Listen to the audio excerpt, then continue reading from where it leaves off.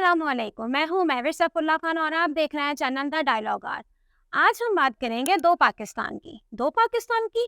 ये दो पाकिस्तान कहाँ से आए? किसने बनाए ये दो पाकिस्तान? कायदे आजम मोहम्मद अली जिन्ना तो एक ही पाकिस्तान वजूद में लाए थे, फिर ये दूसरा कहाँ से आ गया? तो ये दूसरा पाकिस्तान हमारा तख्लीक करता है।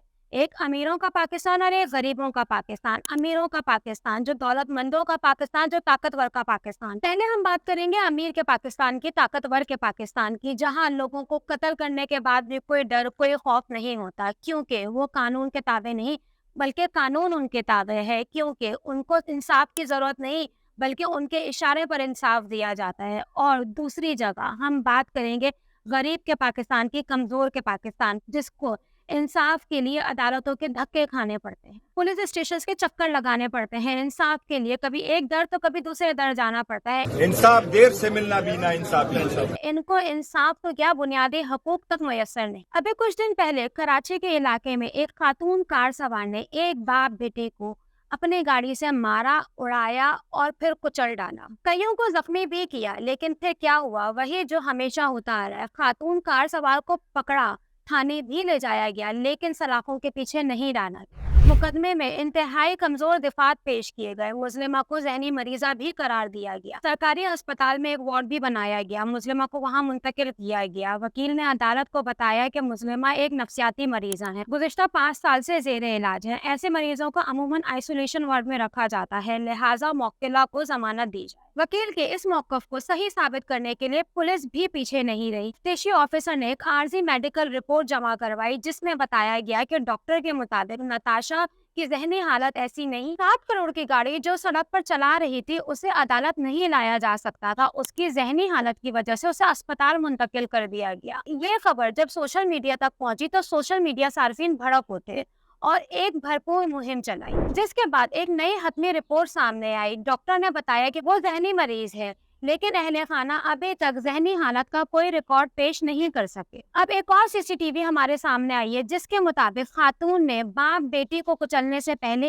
एक सफेद गाड़ी को और एक मोटरसाइकिल वाले को भी टक्कर मारी और वहां से फरार हो गई। जिसे बचाने के लिए सारा का सारा निजाम एक्टिव चल रहा है, बल्कि प्रोएक्टिव नजर आ रहा है। मीडिया और सोशल मीडिया की वजह से कुछ जरूरी कार्रवाई चल तो रही है, लेकिन क्या सजा हो भी सकेगी? क्योंकि माजी की कुछ मिसालें हैं हमारे पास, लेकिन वो तो अच्छी नहीं है। अभी पिछले साल की तो बात है, सिंध के इलाके रानीपुर में एक जाली पीर की हवेली में कमसिन बच्ची की तशद्दुद से मौत हुई। मीडिया में खबर आई, पुलिस की दौड़ें भी लगी, सियासी रहनुमाओं ने बड़े बड़े बयानात भी दिए, पोस्टमार्टम की रिपोर्ट भी आई, तशद्दुद भी साबित हुआ और रेप भी साबित हुआ। पुलिस ने जाली पीर को गिरफ्तार भी कर लिया, लेकिन अब क्या हुआ?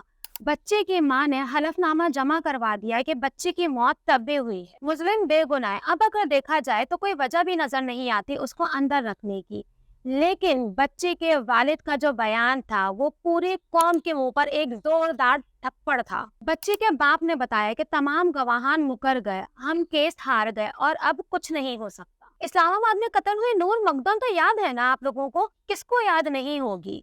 उसके केस में क्या हुआ? नज़ीम ज़ाहिर जाफिर, एक अमरीकी शहरी, तालीम याफ्ता इंसान, उसके केस में भी उसके अहले खाना ने उसे जहनी मरीज करार देने की मुकम्मल कोशिश की।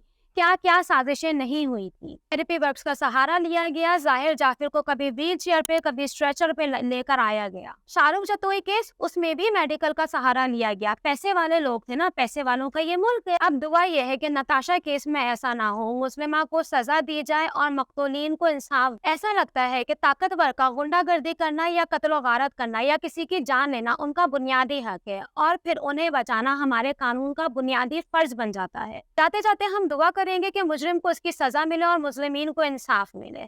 दुआओं में याद रखिएगा और मेरा चैनल सब्सक्राइब करना मत भूलिएगा। अल्लाह की अमान।